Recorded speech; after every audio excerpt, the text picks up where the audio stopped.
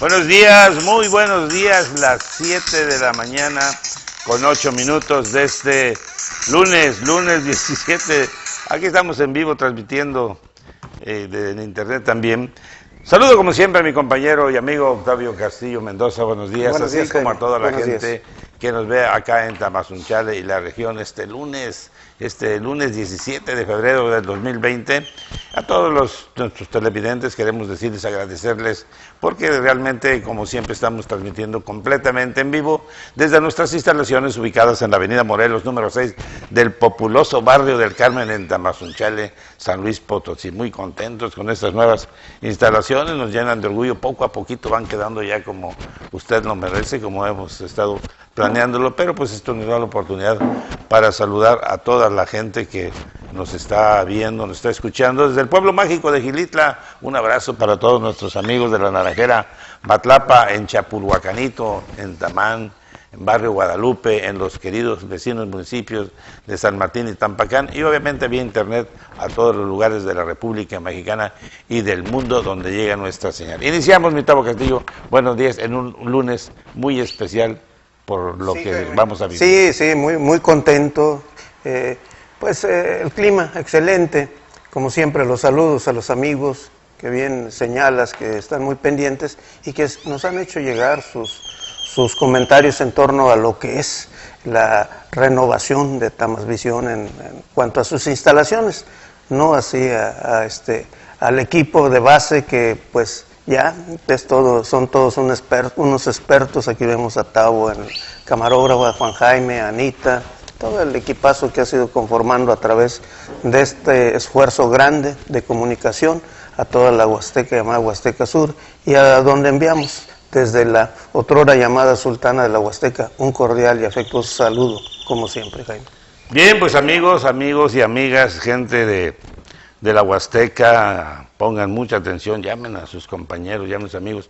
Esta mañana, una vez más, pues contamos con una visita de un amigo. Siempre hemos dicho que nadie es profeta en su tierra, pero ahora sí, casi estamos presentando puros profetas en su tierra. Me refiero a la presencia de nuestro directo querido amigo, el ingeniero Primo Doté Mata, nada más y nada menos que orgullosamente tamazunchalense y senador de la República. Primo, como siempre, darte la más cordial de las bienvenidas y decirte, agradecerte por esta distinción que tienes para el público, para el pueblo de Tamazunchale y la región. Buenos días.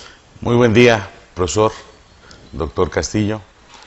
Saludos a las paisanas y paisanos, a los vecinos de la Huasteca, amigas y amigos de Tamazunchale y la región. Con mucho gusto siempre en este lugar donde nos reciben con tanta hospitalidad y donde también siempre lo he dicho, me siento en casa, aquí en esta empresa de comunicación y por supuesto, como siempre, también a la orden en lo que sea necesario.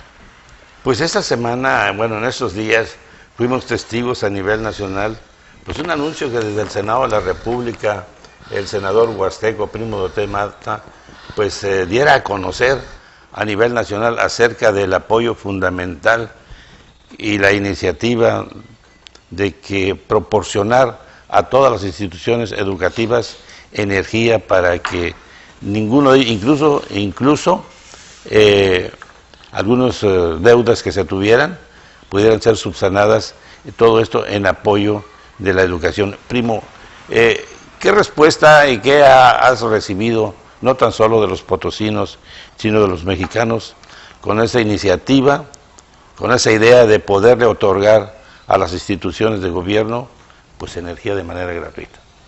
Bueno, primero tuve la oportunidad de hacer este planteamiento en el Pleno del Senado, precisamente el 5 de febrero. Un día después, perdón, del 5 de febrero, el 6 de febrero. No, corrijo, sí, fue exactamente el 5 por la tarde.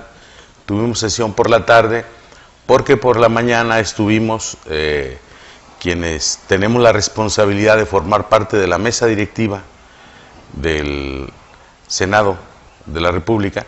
Estuvimos con el presidente Andrés Manuel por la mañana en Querétaro, conmemorando el aniversario número 103 de la promulgación de la Constitución. Y recordemos que la Constitución desde el origen estableció en el artículo 3º que la educación debe ser gratuita. Y en un inicio, hasta determinados años, cerca de los 90s, pasando los 90s, cuando se fundaba una escuela, en automático esta llegaba con un subsidio directo de parte de la Federación, en su absoluta mayoría.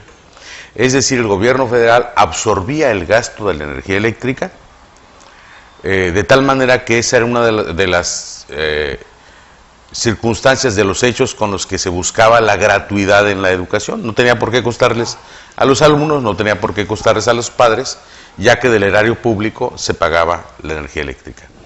Sin embargo, en los años posteriores, conforme comenzaron a tomarse medidas contrarrevolucionarias, medidas antipopulares, se estableció que las escuelas que se fueran fundando o que hicieran trámites de cambio de clave o de sede, ya tendrían que pagar su energía eléctrica, lo cual la mayoría de las veces lo tienen que realizar los padres de familia, y muchas veces también los propios docentes tienen que estar cooperando porque se quedan sin energía eléctrica. Al día de hoy tenemos casos de lugares que han acumulado grandes deudas, y podemos decirlo impagables, y también tenemos algunos casos diseminados en el país donde tienen suspendido el servicio de energía eléctrica. Esto entonces depende de dos dependencias federales, la Comisión Federal de Electricidad y la Secretaría de Educación Pública. El Senado tiene un mecanismo que tiene peso legal, que es el exhorto. Entonces yo presenté un punto de acuerdo, y esto también parte de que padres de familia y maestros, efectivamente no solamente de San Luis Potosí, sino de otros lugares de la República, se dirigen a quienes estamos en esas responsabilidades por correo, por documento impreso, y nos solicitaron que expusiéramos ese tema. Yo estoy en la Comisión de Educación, me pareció muy adecuado, me parece injusto que haya escuelas de primera y escuelas de segunda, estudiantes de primera y de segunda, padres de familia de primera y de segunda, y planteé al Pleno este punto de acuerdo para exhortar a ambas dependencias para que establecieran convenio con quienes no lo tienen, condonaran los adeudos que hay, restablecieran el servicio donde esté suspendido, y tengan todas las escuelas del país la garantía, después de 103 años de promulgada la Constitución, tengan la garantía de que en esa parte sea gratuita la educación. Esa es la parte que nos corresponde al Poder Legislativo: exhortar, solicitar, demandar a las dependencias del Poder Ejecutivo. Está ahora en la cancha de las dependencias del Poder Ejecutivo. Nosotros sabemos que ha sido bien recibida, porque tenemos comunicación. Ahorita estamos teniendo mucha comunicación con la Secretaría de Educación Pública, porque estos meses vamos a trabajar la Ley General de Educación Superior. Sabemos que es bien recibida, sabemos que hay preocupación, porque significa un gasto adicional que no se tenía previsto, y yo tengo que decirlo, no lo habían visto. No habían visto esta situación, yo le expuse, es mi obligación, es mi deber, y por supuesto que con mucha convicción hice el planteamiento, encontré eco y el respaldo de todas las bancadas, de la mayoría de todas las bancadas representadas en el Senado. Entonces no es solamente un planteamiento de un senador, no es solamente el planteamiento de la fracción de Morena, es el planteamiento del Pleno del Senado de la República. Y bueno, también existen otros mecanismos para nosotros estar urgiendo a las dependencias para que se cumpla con este exhorto, este llamado que hicimos. Muy oportuno, ingeniero, porque existen los vacíos de toda índole o las interpretaciones, porque el documento de la Constitución, pues ahí está un símbolo de la nación. La situación, la siguiente: la energía eléctrica tuvo un proceso en que tuvo una iniciativa en que hasta se nacionalizó, lo cual otorgaba facultades al Estado de aplicar la ley tal como dice, para no entrar en una controversia con empresas privadas. Pero luego se retorna a privatizarla de alguna manera a través de algunos conceptos, y eso crea mucha confusión entre quienes deben pagar y quienes no deben pagar, y se va la gente a lo más clásico, a los diablitos, a las procuraciones espontáneas de algo que es vital. Siempre ha habido la controversia de si es más importante el petróleo que la energía eléctrica, y para nuestro punto de vista, pues es la energía eléctrica como un motor ya de acción a todos niveles.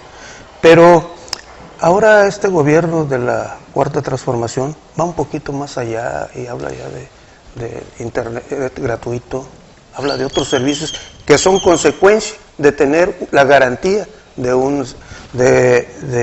la energía eléctrica. ¿Qué nos puedes platicar sobre eso? ¿Cómo va caminando? Bueno, yo creo que tenemos dos tareas muy grandes. Quienes formamos parte de las estructuras hoy, quienes tenemos responsabilidad hoy en las estructuras del Estado mexicano. Son dos partes. Primero, digámoslo de manera popular, recoger el tiradero que se dejó. Este ejemplo de la energía para las escuelas es uno de cientos de ejemplos de situaciones injustas, inequitativas, situaciones que se deben resolver, que se pueden resolver, porque como dice esa canción de ¿quién es Molotov? Porque no nacimos donde no hay que comer, porque somos un país rico en recursos naturales, rico en productividad.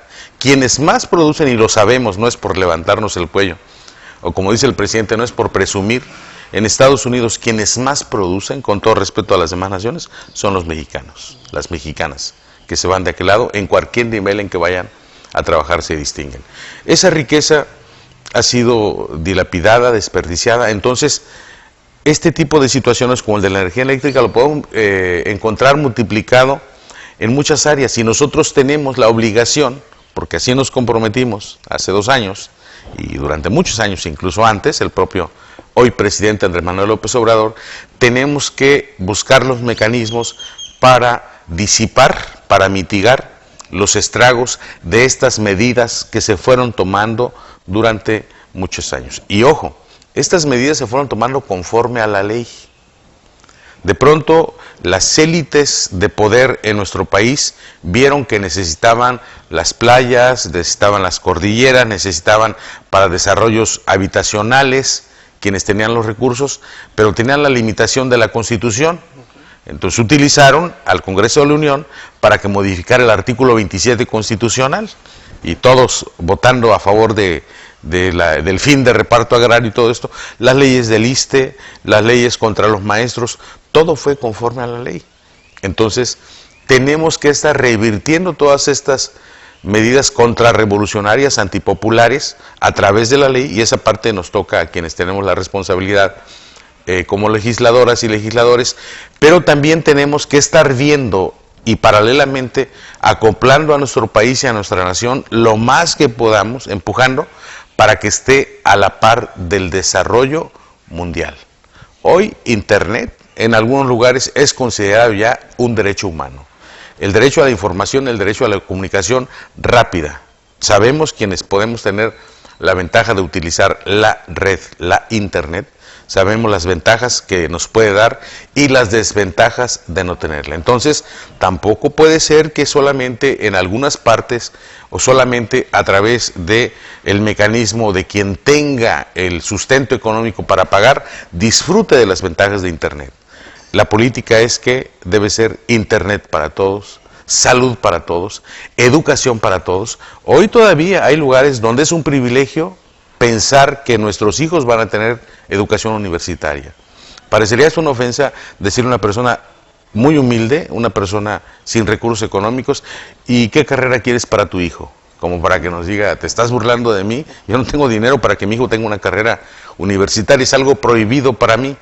La tendencia es que lo que tengamos en el país debe ser para todas y todos. En eso estamos trabajando y no vamos a dejar de hacerlo. Hablando del Internet, ingeniero, primo, amigo, senador de la República, la gente está aprovechando esta mañana que estás aquí, mira, de la telesecundaria Enrique Gandhi Rodríguez, el maestro Eliseo Reyes, que es su director. Un saludo, primo, y espero y deseamos que voltearan a ver a la telesecundaria Enrique Gandhi Rodríguez, que no cuenta con infraestructura ni acceso a programas federales. Y una madre de familia, Pilar Suárez, nuestra amiga la doctora Pilar, es necesario, cierto, gestionar apoyo para la construcción de la escuela. Durante años los profesores y padres de familia hemos pagado la renta de las instalaciones en una escuela con mucho potencial. Agradeceremos su apoyo para la rápida construcción de la escuela. ¿Sí conoce la secundaria, la telesecundaria Enrique Gandhi Rodríguez? Que en este momento la tienen ubicada en la casa donde vivía Germán Martínez Reyes, porque fueron desalojados de su edificio allá donde estaba anteriormente. ¿Qué le comentas aquí al director y a la doctora Pilar? Bueno, lo puedo decir de manera personal o de manera particular, mejor dicho, respecto al tema de la telesecundaria, pero también lo puedo comentar de manera general. De forma particular, conozco el tema, yo siempre he querido aclarar, precisar de la manera más correcta que lo pudiera yo hacer, que al día de hoy ni diputados federales, ni senadoras, ni senadores tenemos la facultad de gestionar o bajar recursos. Eso quedó en el pasado y eso se acabó. Cada quien con sus responsabilidades. Hoy somos poderes, son en nuestro país poderes autónomos, independientes y separados. No desunidos, no contrarios, no debemos de serlo, pero sí las facultades del Ejecutivo no deben ser invadidas ni por el judicial ni por el legislativo. Las facultades del legislativo tampoco deben ser invadidas por los demás poderes. Anteriormente se podía tener este tipo de actividades, y habrá que decirlo también, porque había acuerdos mediante los cuales quienes estaban como legisladoras y legisladores manejaban hasta fondos económicos de tantos millones y tenían que acomodarlos, y era un gran negocio el acomodar este tipo de servicios y de obras.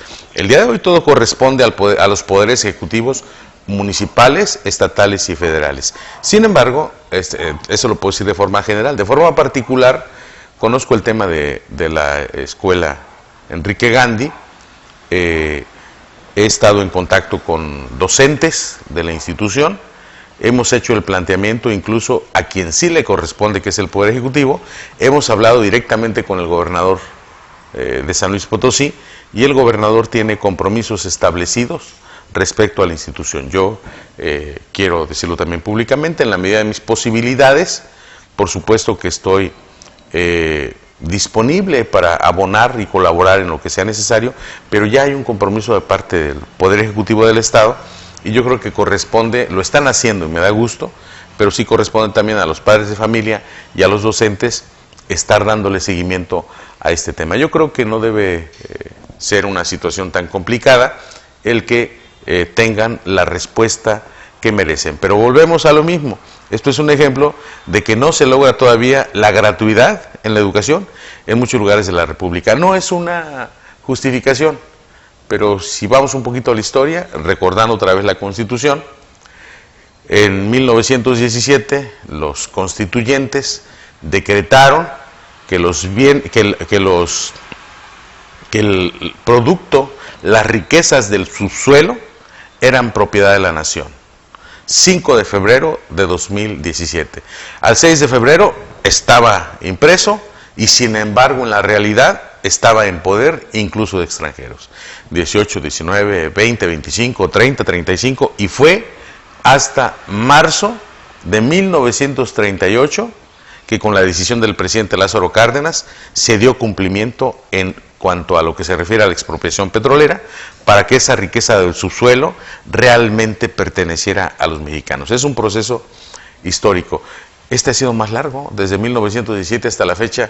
Aquí en Tamazunchale hay una escuela donde la renta la tienen que estar pagando los padres de familia, donde no tienen construida su escuela.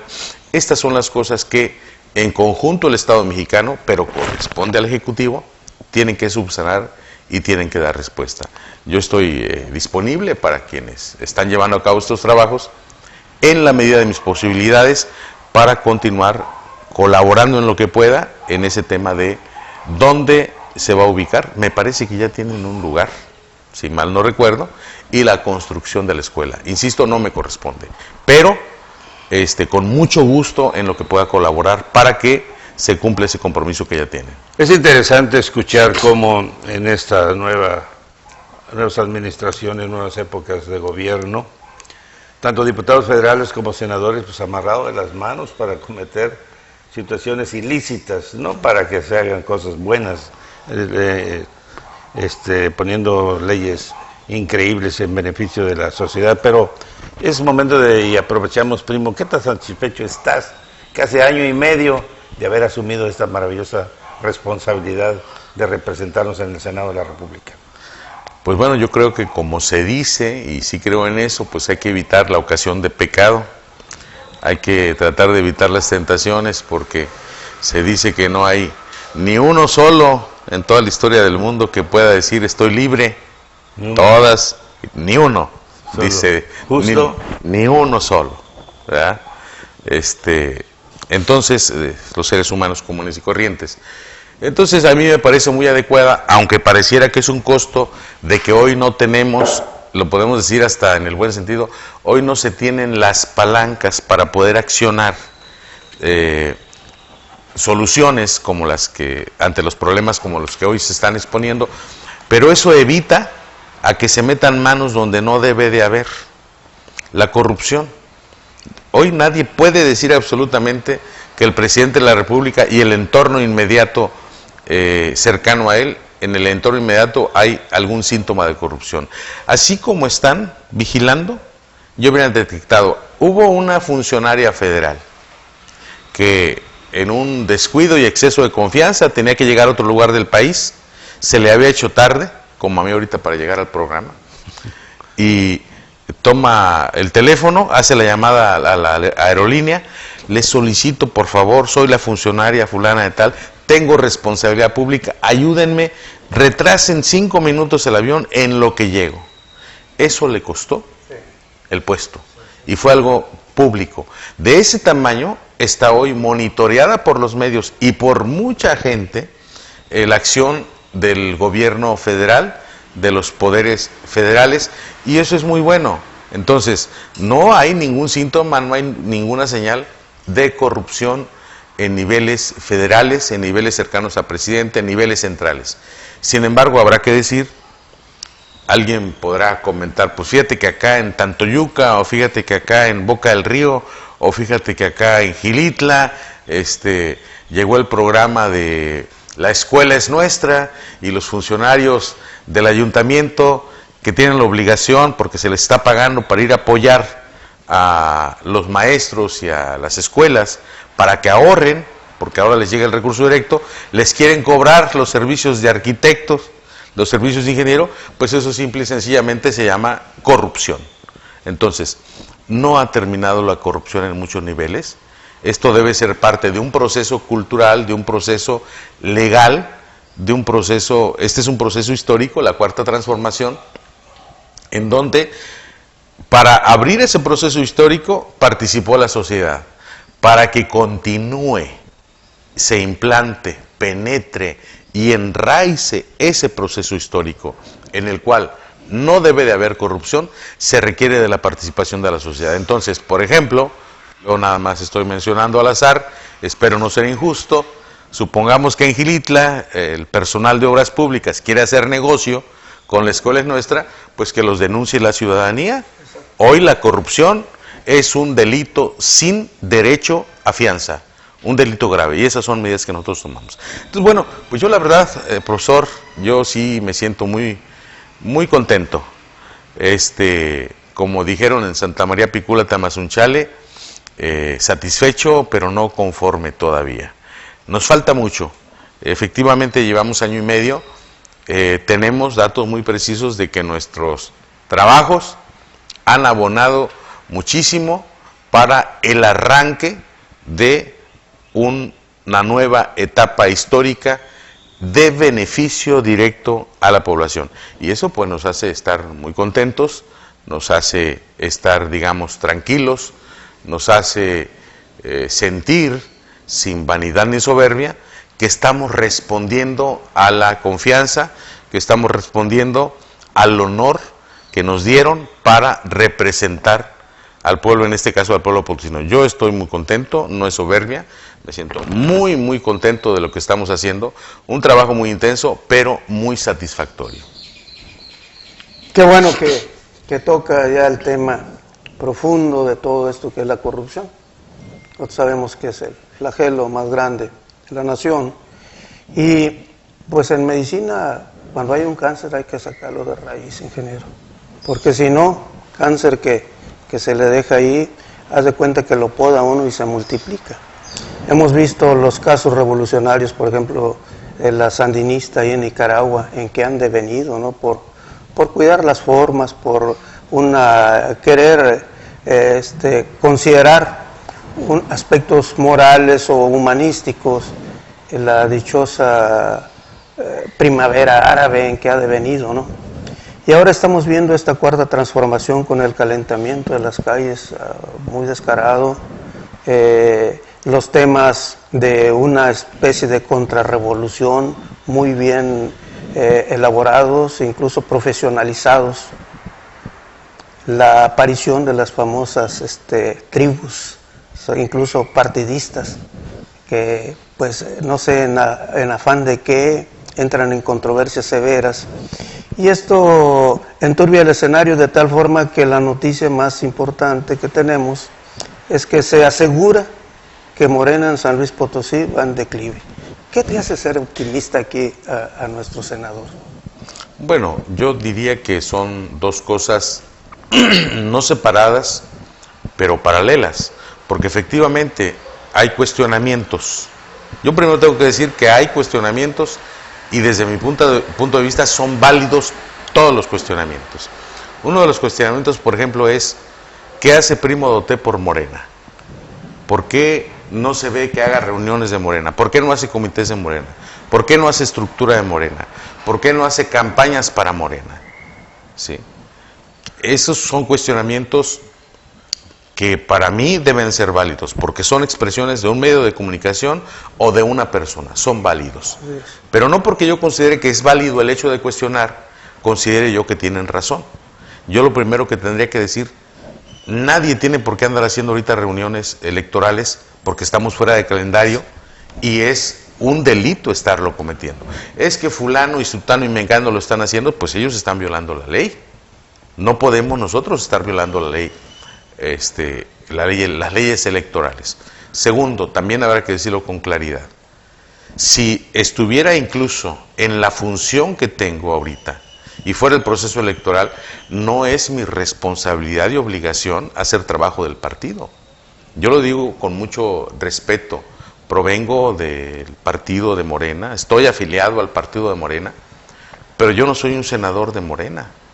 Yo soy un senador de todas y todos los tamazunchalenses, de todas y todos los huastecos, de todas y todos los potosinos. Esa es la responsabilidad que tengo. Bueno, a alguno no le va a gustar porque si yo no quiero que sea mi senador, pues aunque no le guste, soy representante de todas y todos los potosinos y siento esa responsabilidad y sería una falta de respeto, estando yo en funciones, estar llevando agua al molino de una fracción partidista solamente. He intentado en todas las partes de mi vida, las más modestas y las más pesadas, como diría ahorita, no de engrandecimiento, es una responsabilidad pesada el tener la representación en el Senado. He intentado siempre hacerlo con responsabilidad y hacerlo con seriedad. Y hoy no es mi responsabilidad, sería hasta irresponsabilidad estar tomando tareas, trabajos que no me corresponden.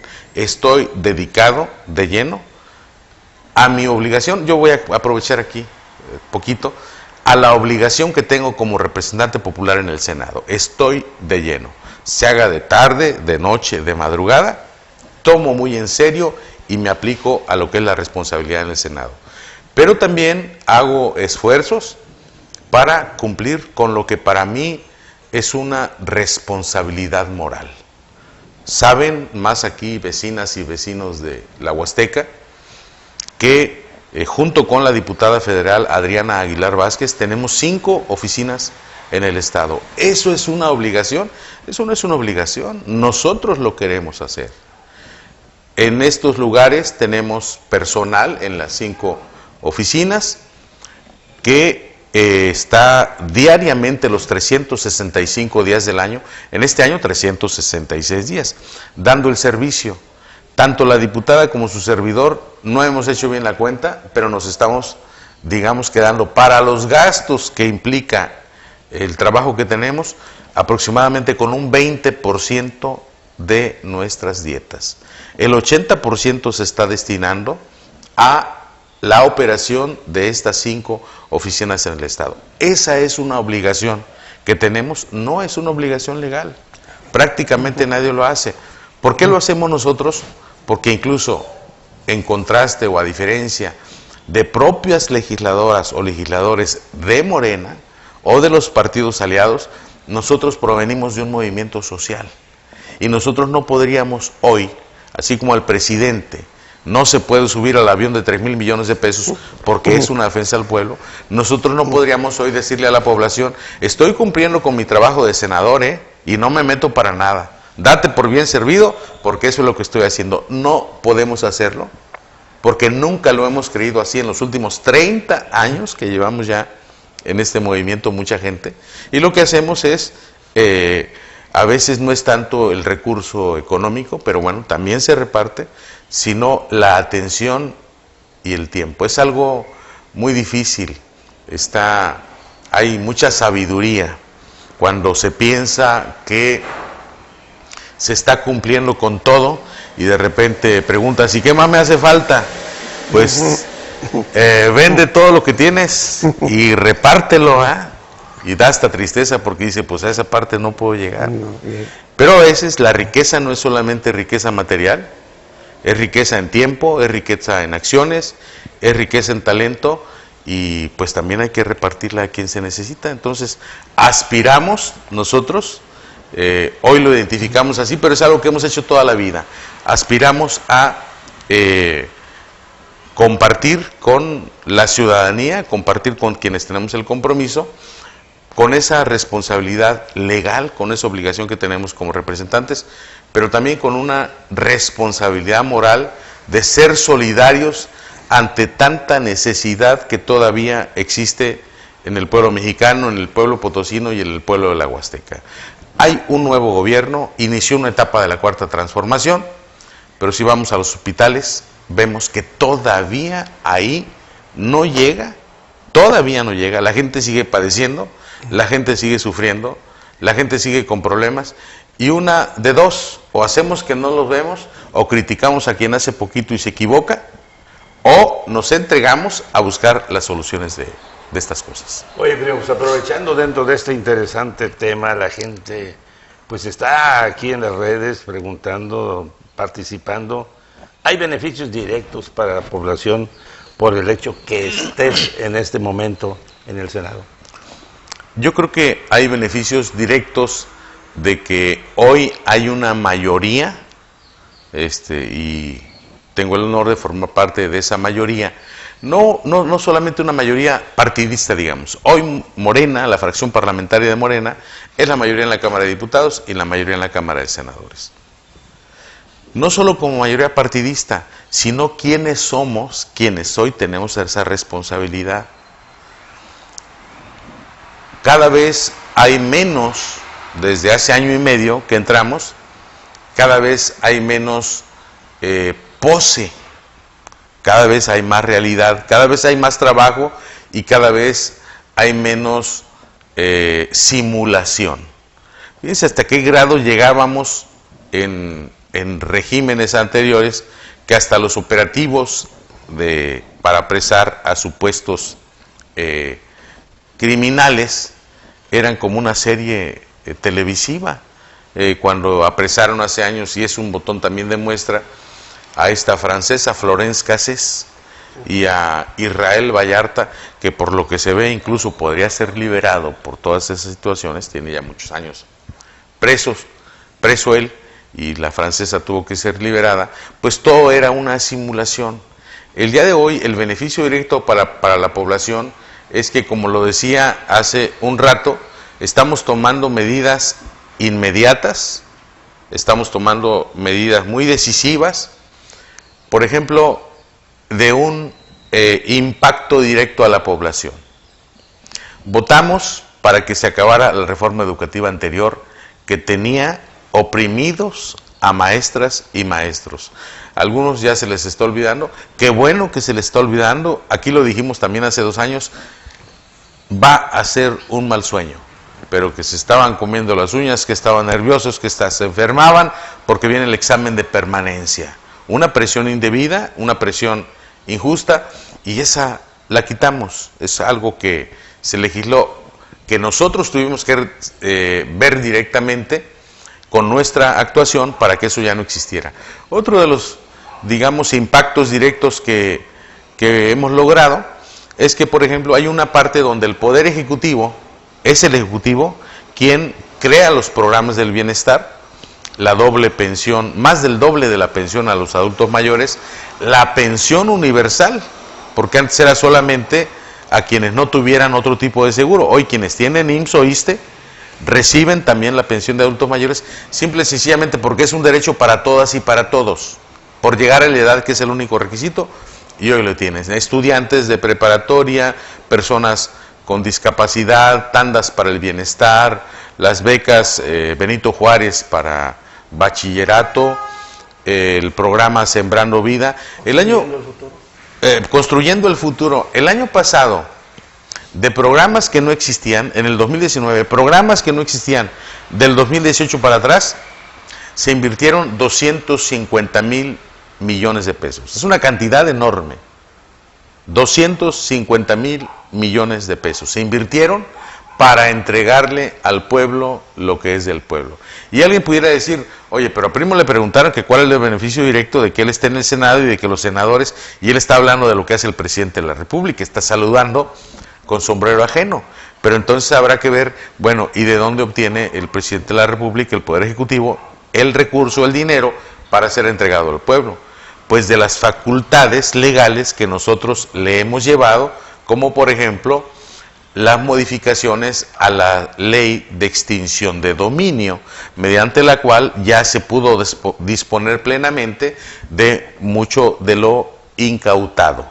Un ejemplo, la mansión de Senli Gigón, que se vendió y que va a los municipios y va a los programas del bienestar. Otra forma de que nosotros contribuimos es que terminamos ya con el modelo de condonación de impuestos. Siempre se criticó a quienes venden algo ahí en la calle porque no pagan impuestos, pero realmente quienes no pagaban la gran cantidad de impuestos eran empresas de las más poderosas del país. Eso se terminó y hoy están teniendo que pagar impuestos. Nosotros legislamos para que ya no hubiera el manejo de que no te preocupes por los impuestos, yo conozco a alguien que consigue las facturas y las famosas empresas facturas. Toda esa situación pues está terminando, se está consumiendo, y esto está llevando el mismo hecho de que hayamos legislado a la corrupción como delito grave y sin derecho a fianza, está inhibiendo en los niveles donde se hacen adquisiciones de mucho dinero, está inhibiendo que haya corrupción, y todo eso está impactando de forma directa para que el Poder Ejecutivo pueda tener recursos para los programas. Y una última que me parece muy importante y me gusta muchísimo, menciono nada más 3, puede haber muchas. Lo que nosotros determinamos a través de la modificación de las leyes para una paridad total en todo lo que tenga que ver con el Estado mexicano. Es decir, que si ahorita se generan en el Estado de San Luis Potosí el nombramiento de alguna magistratura, el nombramiento de alguna representación de gobierno, primero se tiene que ver cuántos hombres hay y cuántas mujeres. Pues hace falta mujeres. Por ley ahora tendría que ser mujer hasta lograr el equilibrio. Y esa paridad, aquí la vivimos hace año y medio en Tamazunchale, lo recordará la población. Hubo un movimiento de regidurías que ya estaban asignadas por la cuestión de género. Esa fue una salvedad, esa fue mediante una casi controversia jurídica, pero lo que vamos a atender es que ahora, tanto en cabildos, como en congresos estatales, como en el Congreso Federal, así sea lista de plurinominales, si hay más hombres que mujeres, tendrá que irse tomando de la lista de mujeres. Entonces ahora, al menos para los hombres, ya no va a ser una garantía de que estar en el lugar número 2 o 3 de la lista plurinominal vaya a entrar, porque si hay más hombres, de donde se va a tomar es de las mujeres. Y así tendrá que ser en el otorgamiento de plazas de trabajo, etcétera, etcétera. La tendencia es que haya paridad entre hombres y mujeres. Entonces, esas son de las 3 cosas, profesor, que yo podría decir que son importantes del impacto directo que ha tenido el trabajo que estamos haciendo. Ingeniero, usted sabe que la seguridad es la parte más sensible y la más importante en materia del contrato social, la seguridad de la ciudadanía. Nos hemos llevado algunas sorpresas porque se nos informó que Tamazunchale no entraba al Fortaseg. Y los argumentos que han exhibido es que dicen que porque vivimos en una seguridad efectiva, que no pasa nada aquí en Tamazunchale. Pero nosotros sabemos que también se debe actuar en materia de prevención, si es que así fuera, que nosotros estamos en un lugar idílico donde no pasa nada, ningún ilícito. Más que fortalecer las estructuras de combate o desatar guerritas, es necesaria la prevención. Qué bueno que la Huasteca Sur se esté manejando desde el punto de vista gubernamental en ese ámbito. Sin embargo, también se ha filtrado otra información en torno a que pues ha sido a consecuencia de la falta de atención en ese rubro, siendo una prioridad para todas las sociedades. Ingeniero, en el Senado, ¿cómo se está viendo este tema de la seguridad? Es una complicación, es la más grave complicación que tenemos junto con el tema de la salud que tenemos en nuestro país, que padecemos todas y todos los mexicanos.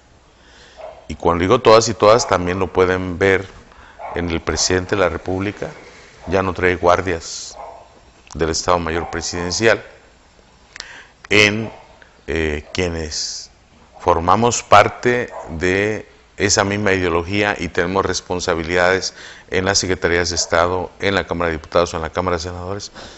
Somos ciudadanos, de verdad, lo único que nos distingue es el peso de la responsabilidad, pero somos comunes y corrientes, nos pueden encontrar en la calle donde andamos, a veces solos, a veces con una persona, ya no hay guaruras, ya no hay absolutamente nada.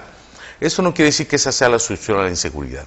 Lo que quiere decir es que nosotros estamos sintiendo, percibiendo, viviendo y sufriendo lo mismo que el resto de la población. No hay privilegios.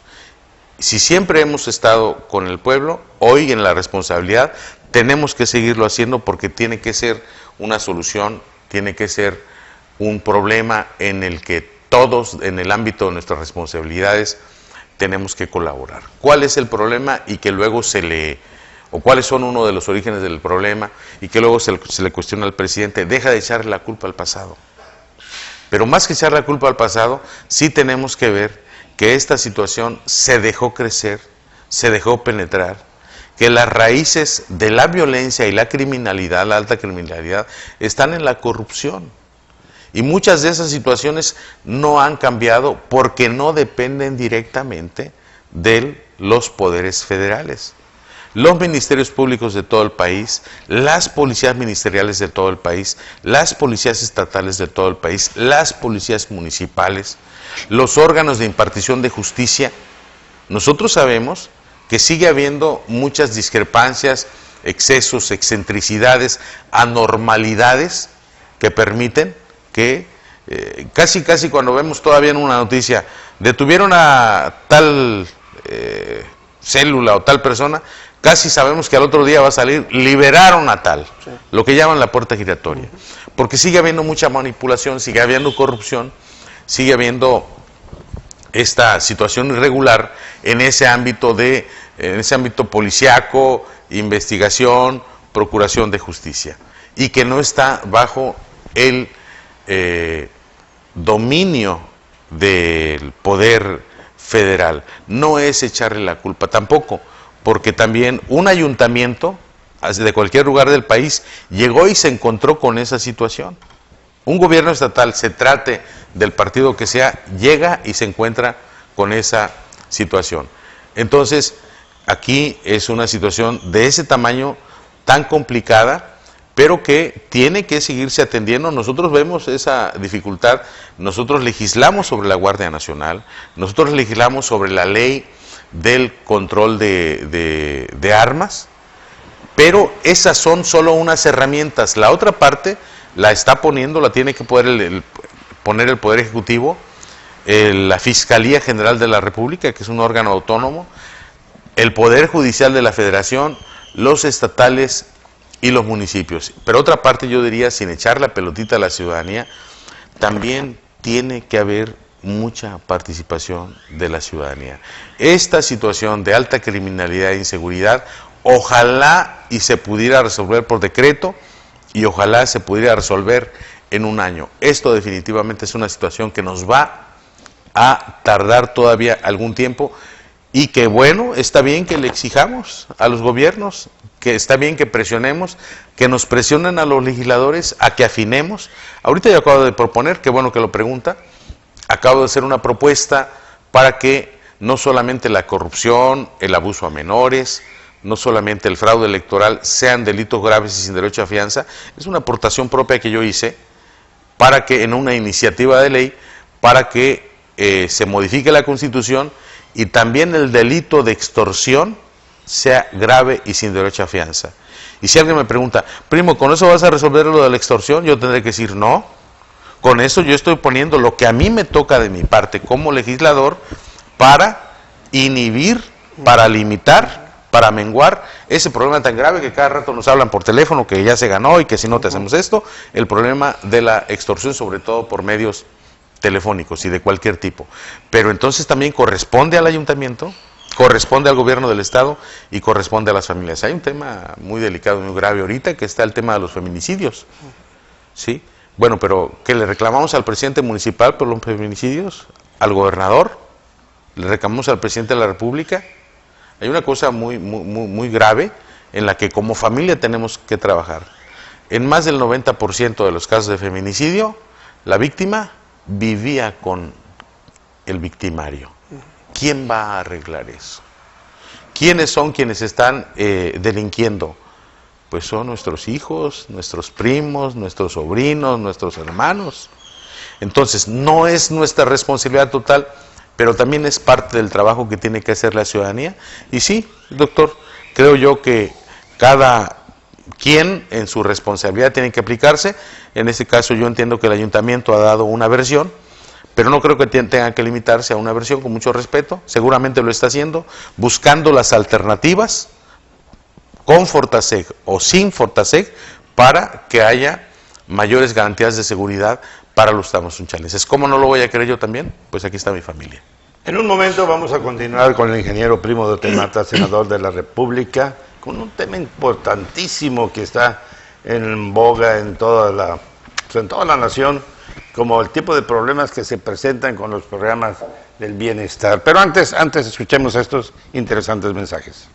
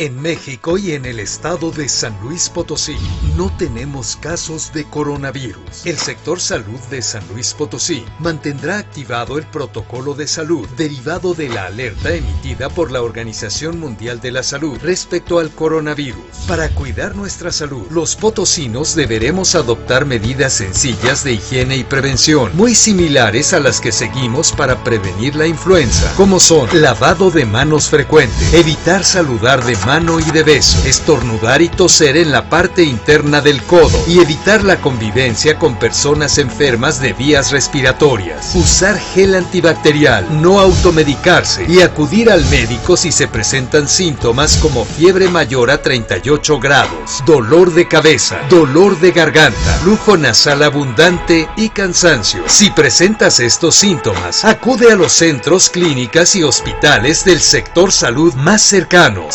Secretaría de Salud. Prosperemos juntos. Gobierno del Estado.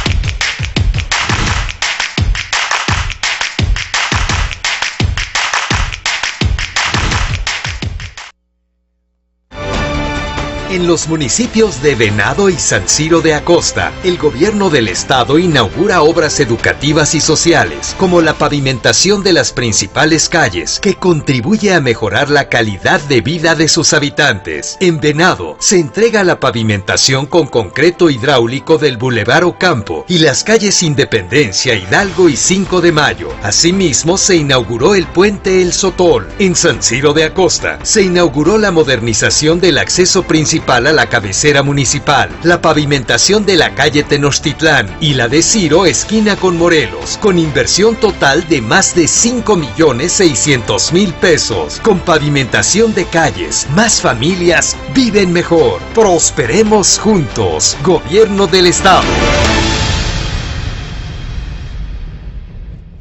Regresamos con todos ustedes esta mañana. Nos acompaña en el estudio el senador de la República, ingeniero Primo Doté Mata, con interesantes temas. Primo, la gente está aquí haciendo propio este programa y nos preguntan qué problemas se presentan con los programas del bienestar, que esto viene siendo a nivel nacional una verdadera incógnita. ¿Qué información tiene sobre esto? Bueno, yo quiero decir que efectivamente tenemos datos aquí mismo en la Huasteca, en el estado y en el país de situaciones que, lo primero, sin justificar, pero sí tratando de encontrar una explicación, lo primero que yo podría decir es que lo que ocurre en algún porcentaje, no creo que sea un gran porcentaje, pero así sea con una persona, no debiera de ser. Así sea con una sola persona con discapacidad, un adulto mayor, un estudiante que dice: me llegó la tarjeta, pero voy al banco y no me aparece el dinero y yo contaba con eso, lo estoy necesitando, tiene derecho. Yo creo que tiene que ver con que es un esquema inédito, es un esquema nuevo. ¿Quién tenía experiencia en el manejo de las becas Construyendo el Futuro? Nadie tiene experiencia porque no existía el programa. ¿Quién tiene experiencia en el manejo de la pensión para personas con discapacidad? Pues nadie, porque no se tenía el programa. Yo creo que, pero sí creo que debe de haber un mayor esfuerzo, con todo respeto a las dependencias del Poder Ejecutivo federales. Lo hemos platicado con quienes están a cargo en la Secretaría del Trabajo Federal, en la Secretaría del Bienestar Federal, en la Secretaría de Educación Pública. Hemos hablado de parte del Senado exponiendo esta situación, porque donde vayamos siempre llega una persona o nos escribe: oiga, tengo este problema, no me está llegando la pensión, no me está llegando la beca, quedé fuera, no tengo explicación de por qué. No es una situación generalizada, pero insisto que aunque sea un solo caso, debe de ser atendido. No es nuestra facultad, yo aprovecho también para decirlo, a veces con la mejor buena fe, intención o esperanza, alguna persona en lo personal me dice, oiga, resuélvame mi problema, usted es el senador, haga una llamada, indique que esto ya se regularice. No es así, no tenemos nosotros facultades, pero sí institucionalmente y hasta amigablemente, pero enérgicamente, nosotros demandamos que se vaya mejorando, y se está mejorando, que se vaya mejorando la operación de los programas, que se vaya ampliando. Hay una cosa real también, que nosotros la sabemos y tenemos que decirla. Por ejemplo, en el caso de las becas para universidad, hay personas que dicen, el año pasado me inscribí, no me llegó, este año también me inscribí y no me llegó. Pero en el caso de algunos de los programas, como las becas universitarias que se llaman Escribiendo el Futuro, se está comenzando en el 2019 y en el 2020, por cierto, padres de familia, jóvenes universitarios, está abierta la plataforma, lo acabo de ver, para que puedan hacer su inscripción. Sin embargo, en este caso, hacer la inscripción no garantiza en 2020 todavía que en automático le vaya a llegar. ¿Por qué? Porque estamos hablando de recursos económicos.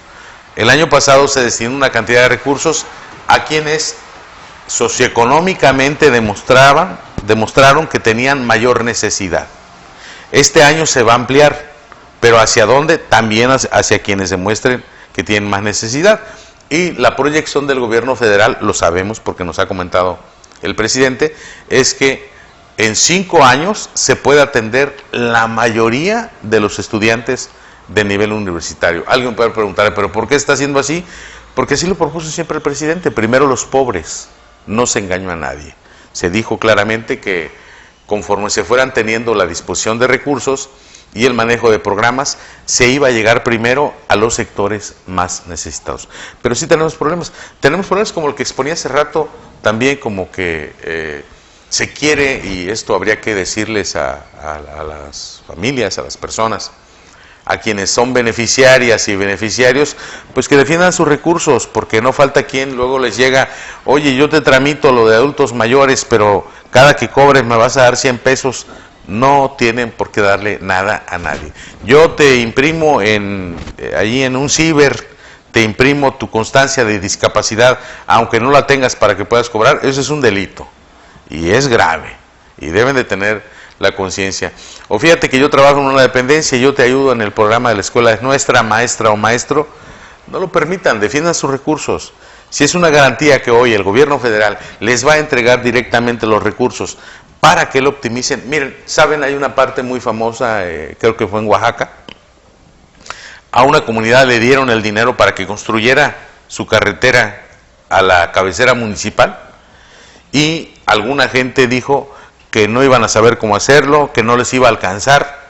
El día de la inauguración, que fue el presidente de la República, le entregaron un cheque de lo que sobró. Alcanzó y sobró. Entonces, esos centavos, ese dinero que reciben las escuelas, pues no permitan que se los quiten de mala manera. Sí hay una problemática, maestro, y la solución, más que en las dependencias, está en la ciudadanía, que hoy que el gobierno está entregando al pueblo lo que es del pueblo, pues no permitan que se los quiten.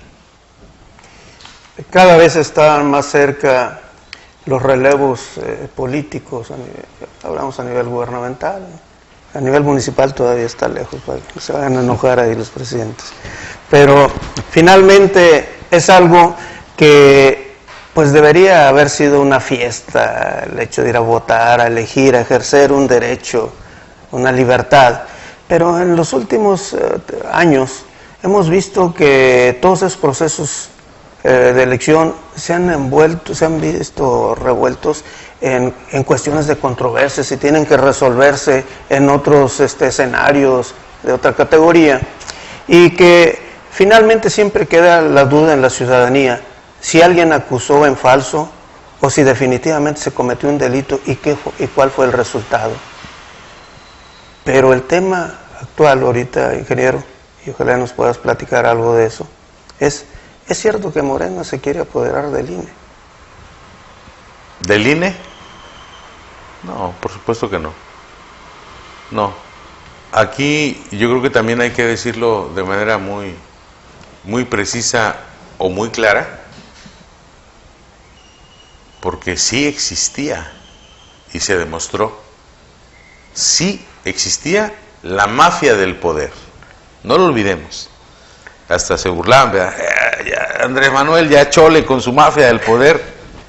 Y entonces, Juan Collado, ¿a qué pertenecía? Y entonces, Lozoya Austin, ¿a qué pertenecía? Y entonces, desafortunadamente para ellos, hoy presos, el exgobernador de Veracruz, el otro exgobernador prófugo, los grandes capitales que no pagaban impuestos, esa era la mafia del poder. Los que movían la política en contra de los maestros y que se llamaban al revés, mexicanos primero, pero ¿cuáles mexicanos se referían? Ellos se habían apoderado de las estructuras del Estado mexicano, se habían apoderado de la Comisión Reguladora de Energía, se habían apoderado de la Comisión Nacional de los Derechos Humanos y se apoderaron en su momento de algunas de las estructuras como las del Instituto Nacional Electoral. ¿Quién permitió el fraude del 2006? El fraude mundial, el fraude demostrado científicamente en el 2006. Pues fueron personas del Instituto Nacional Electoral. Cuando, yo lo he dicho, cuando tuvimos en el pasado cualquier persona aquí mismo en la región huasteca o en el país que sufriéramos una injusticia, pero que nos sintiéramos sin preocupación, porque dijéramos, bueno, me quieren hacer daño, pero hay una Comisión Nacional de los Derechos Humanos que me va a defender y que no va a permitir que se cometa una injusticia conmigo. ¿Quién pudo haberse sentido con esa garantía? Al contrario, si llegaba algún órgano de estos derechos humanos, hasta nos daba miedo porque ya sabemos que ellos iban a convalidar o a aumentarle en lo que nos estaban acusando. Es más, yo podría decirlo, lo puedo decir también con mucha confianza. A mí me acusaron 17 veces de casi querer derrocar al gobierno federal. ¿Y dónde estuvo la CNDH?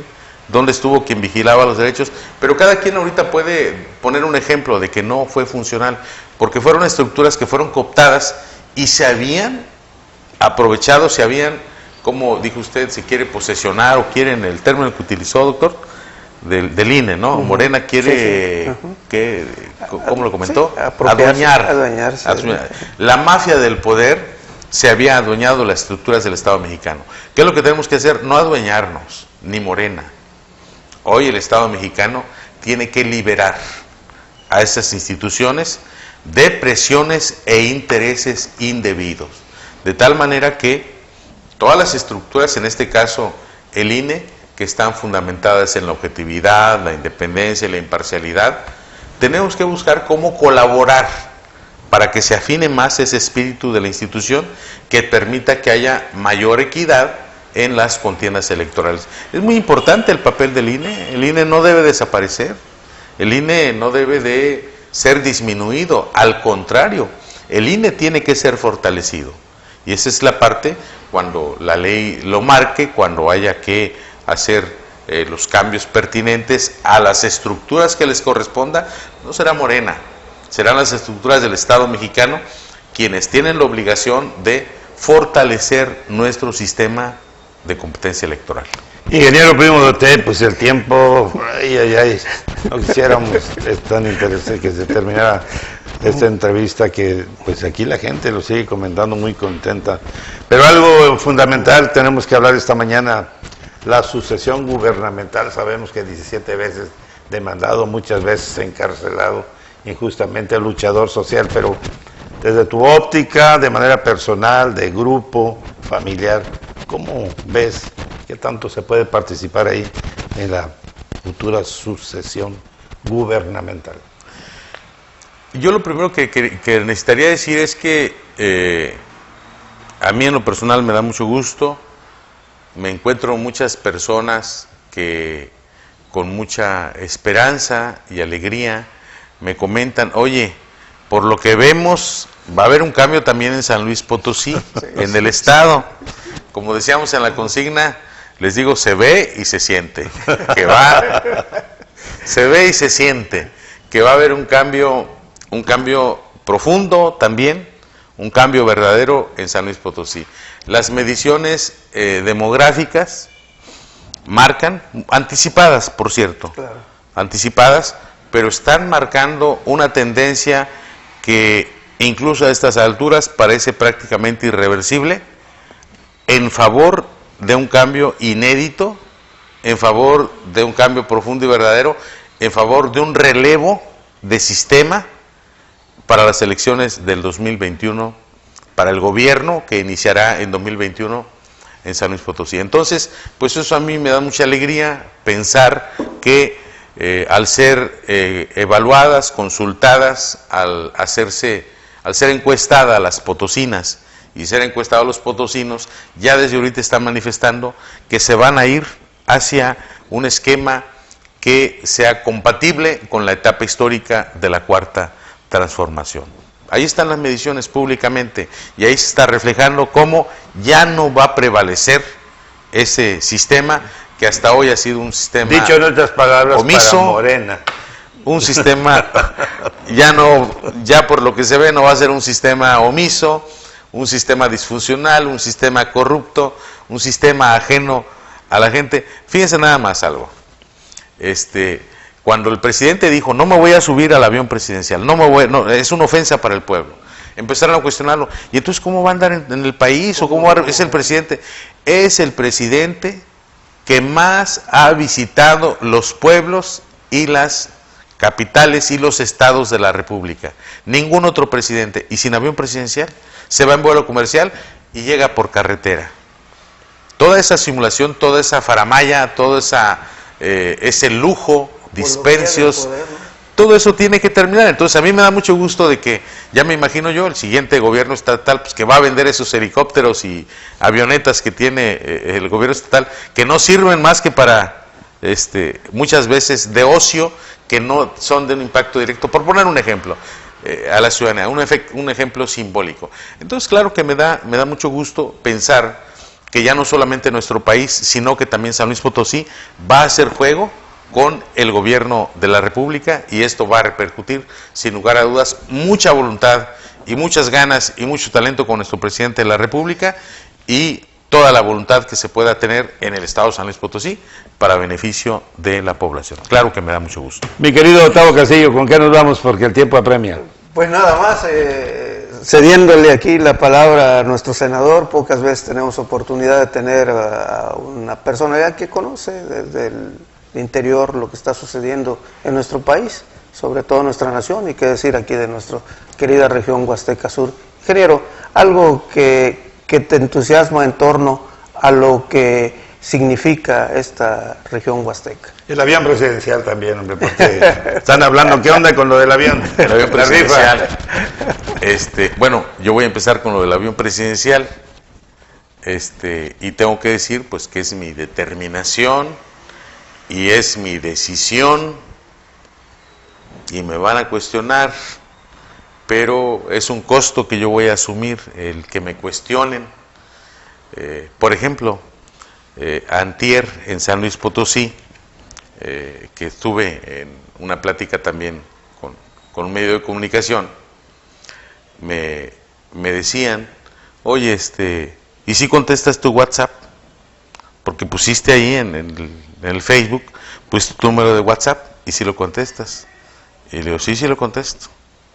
Pero publicaste que tenías como 500 ahí. Sí, porque se me juntan, sobre todo cuando anuncio que voy a ir a reuniones, me ponen enterado, muchas gracias, saludos, que esté bien, etcétera.